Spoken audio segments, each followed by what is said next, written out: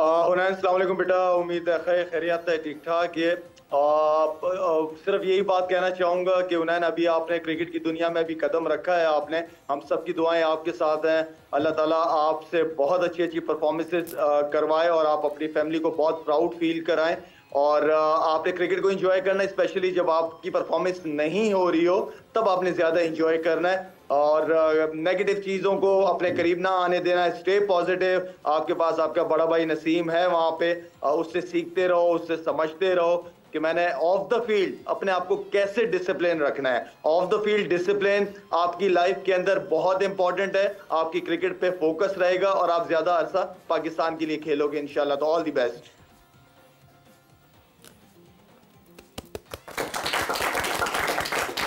वालेकुम सलाम साहब भाई। सबसे पहले तो ये मेरे लिए बहुत बड़ी बात है, बहुत इजाज़ की बात है कि आप मुझे गाइड कर रहे हैं और मुझे ये मौका मिला कि मैं आपसे बात कर सकूं। तो मुझे समझ नहीं आ रहा मैं क्या बोलूं, लेकिन मैं शायद कल से ज़्यादा एक्साइटेड हूँ। और मैं इंशाल्लाह जिस तरह आप लोगों ने बताया सेम वैसे ही होगा। और इंशाल्लाह कोशिश करूंगा कि इतना मेहनत करूं कि जब भी मुझे मौका मिले, जिस भी स्टेज पे मौका मिले, मैं अपने आप को साबित करूं और अपनी जो भी जिस टीम से खेलूं उस टीम को मैच जितवाऊं और अच्छे से परफॉर्म करूं। Very good, very good. बस उबैद, इस एज में आपने ज्यादा सुनना है, बोलना कम है, और आपकी परफॉर्मेंस बोले तो वो ज्यादा बेहतर है।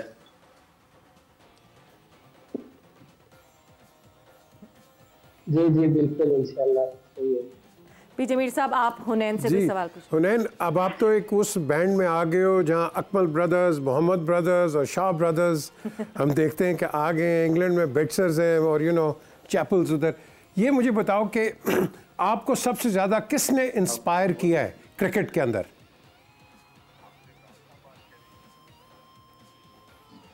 मैंने काफी सारे इंटरव्यू में बताया कि नसीम को देख के हमें एक होप मिली थी कि यार हम अगर मेहनत करें और पूरी लगन के साथ मेहनत करें तो इंशाल्लाह हम भी किसी न किसी स्टेज पे पाकिस्तान को रिप्रेजेंट कर सकते हैं।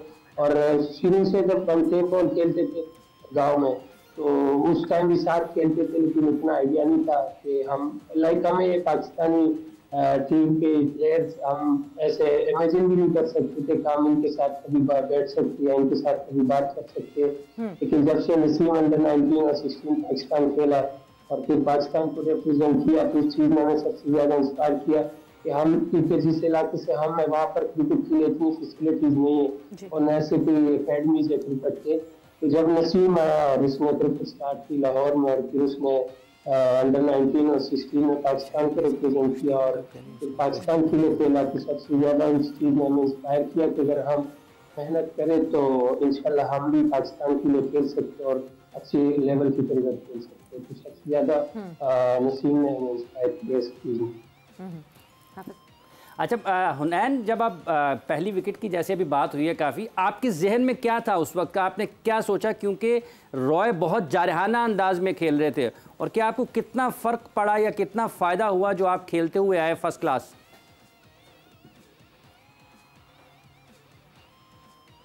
देखिए, फर्स्ट क्लास क्रिकेट का एज ए फास्ट बॉलर आपको बहुत फायदा होता है। आपको डिसिप्लिन में बॉलिंग करना सीख जाते हो, और मैंने ये चीज़ फर्स्ट क्लास में सीखी है कि आप किस तरह अपने लेंथ को एडजस्ट कर सकते हो पिच के हिसाब से और बैट्समैन के हिसाब से।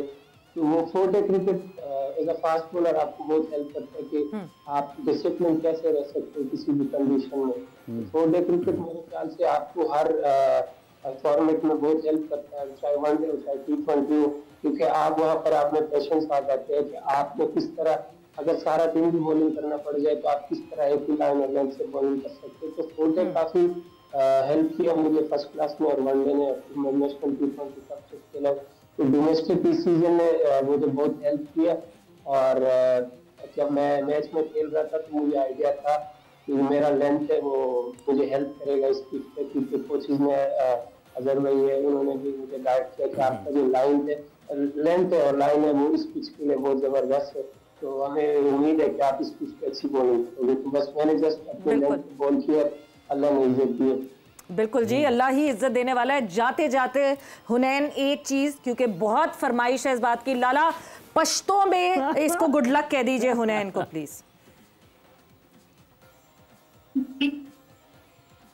हुनैन मखकी दे पारा ताला डेडर गुड लगता है खमश वलशा खै जड़ना मश वलशा और दागा मौका चे मिस न के कोशिश ताला दा कवंदे चे पाकिस्तान ना मशगले दंदे और डेर ज्यादा मशगले दंदे इंशाल्लाह सही रहेगा ना ए नसीम ना बेख जोड़ेगी इंशाल्लाह ऑल द बेस्ट इंशाल्लाह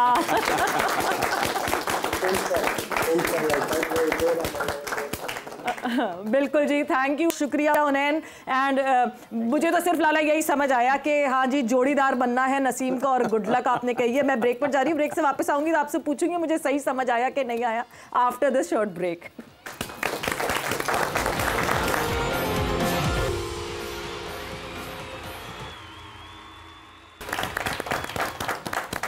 जोर का जोड़ में आपको एक मरतबा फिर खुश आमदीद कह रहे हैं। बात हम कर रहे हैं पाकिस्तान सुपर लीग के दिलचस्प मुकाबलों के हवाले से, और अब जैसे जैसे मैचेस आगे बढ़ रहे हैं शायकीन की दिलचस्पी भी बढ़ती जा रही है। और कल मुल्तान स्टेडियम में जो मनाज़र देखने को मिले हैं, यकीनी तौर पर जितने भी लोग स्टेडियम मैच देखने के लिए आए उनके तो जुमे का लुत्फ दोबाला हो गया, उनके टिकट के पैसे पूरे हो गए। बिल्कुल हो गए भाई। वीकेंड, वो कहते हैं ना वीकेंड ब्लास्ट, हाँ। It was a complete weekend blast. जिस तरह की परफॉर्मेंस हुई है बहुत शानदार, बहुत शानदार। और फिर उनको सोने पर सुहागा ये हुआ कि मैच दिलचस्प हो गया। आखिरी लम्हे तक कुछ पता नहीं चल रहा था कि कहाँ पर जाएगी, और फिर दिलचस्प कैचेस हुए, छक्के भी लगे, चौके भी लगे, सब चीज़ें कल के मैच में वो हुई हैं जो शायकीन क्रिकेट जब स्टेडियम जाते हैं तो फिर देखने की ख्वाहिश करते हैं। दिलचस्प कैचेस की बात कर रहे हैं, विच रिमाइंड्स मी, एक कैच जो है वो कल दिया गया और उस पर बहुत डिबेट हो रही है whether it should have been a 6 और अ कैच। हम आपको भी वो दिखाएंगे फुटेज और आपसे भी जानेंगे कि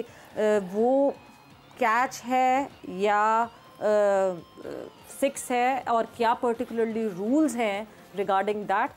सो जी देखते हैं जी कि कल जो एक कैच हुआ, पेशावर ज़ल्मी ने ट्वीट भी किया है कि कैचेस विन मैचेस, लेकिन इससे पहले एक DRS वाला मामला हुआ था, वहाँ पर भी ये देखते हैं कि बाद में हॉकाई को उसकी वजाहत देना पड़ी। कल का एक मैच जो है जिस पर बात हो रही है, हाँ। जो कैच लिया गया बिल्कुल बाउंड्री लाइन के ऊपर, बाउंड्री के अंदर है, बाहर आरिफ याकूब की बॉलिंग थी, विली का ये कैच जो है वो बाउंड्री के बाहर, मुजले ने ये पूरा स्टंट जो आपको करते हुए दिख रहे हैं वो मुजले हैं जो एज सब्स्टिट्यूट एंटर हुए थे। एंड 16.6 ओवर पे ये पूरा सिनेरियो हुआ। अब जो ये हम देख तो रहे हैं, ये सारा हमें पता चल रहा है कि इस वक्त हो क्या रहा है। सबसे बड़ी डिबेट ये थी कि क्या ये कैच माना जाएगा या ये 6 माना जाएगा। ये इसकी दो चीज़ें। अब एक तो आपका ये जो फुट ये नज़र आ रहा है ये क्लियर नहीं है, हमें नहीं पता कि ग्राउंड को टच कर रहा है नहीं कर रहा है। अगर टच कर रहा है he is not out, simple, because he is out of the boundary.